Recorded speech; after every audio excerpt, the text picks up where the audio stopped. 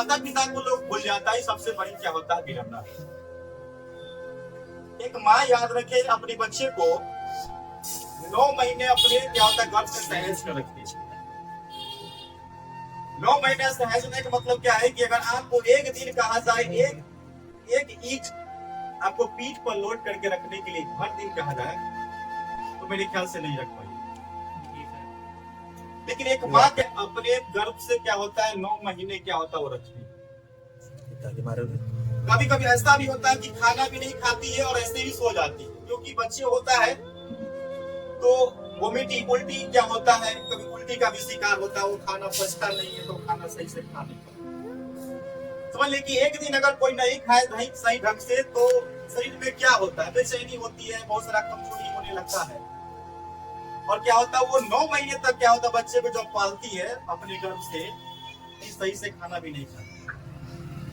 उसको समझाया जाता है कि कोई ऐसा वैसा चीज नहीं खाना जिससे क्या होता पेट में पलने वाला बच्चा क्या हो नुकसान।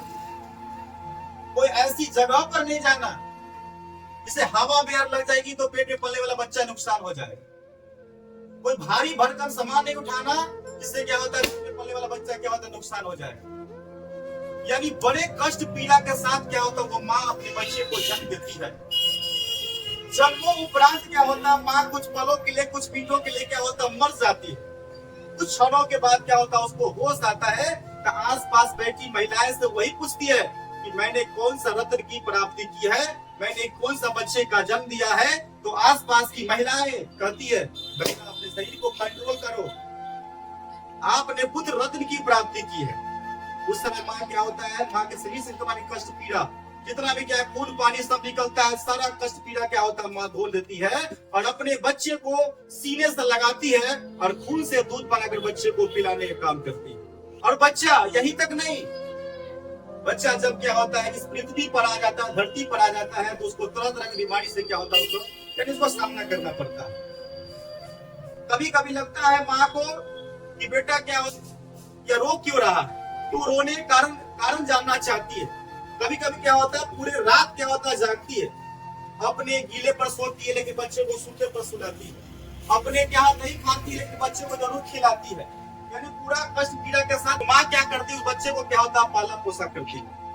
वही बच्चा जब बड़ा होता है, अच्छा पोस्ट हासिल कर लेता है, अच्छा नौकरी मिल जाता है तो अपने माँ को अपने पिता को वृद्धाश्रम भेज देता है।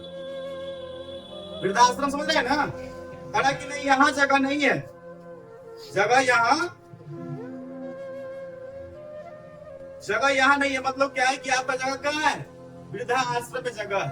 कहाँ है, उस समय जो महिलाएं होती है उसको अपने ससुर या अपने सास की सेवा करना बेकार लगता है। लड़की है इतना भी लड़का है, याद रखिए लड़की एक दिन याद रखिए बहू बनेगी तो बहू एक दिन क्या होता है वो सास की बनेगी। अगर हम जैसा कर्तव्य करते हैं याद रखिएगा वैसा फल हम लोग पाते, इस बात को भी ध्यान में रखिएगा। इसीलिए एक बात कहना चाहते हैं आप लोगों के साथ कि अब के लड़के बीवियों के जाल में रहने लगे, छोड़कर माँ बाप को ससुराल में रहने लगे।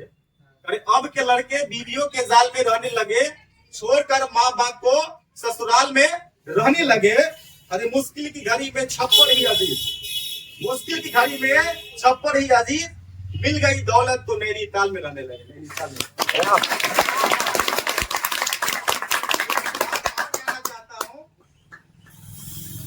कि बुजुर्गों के बनाए हुए साहिबा को छोड़ मत देना, बुजुर्गों के बनाए हुए साहिबा को छोड़ मत देना, नई खुशियों के लिए गुलसिता को छोड़ मत देना।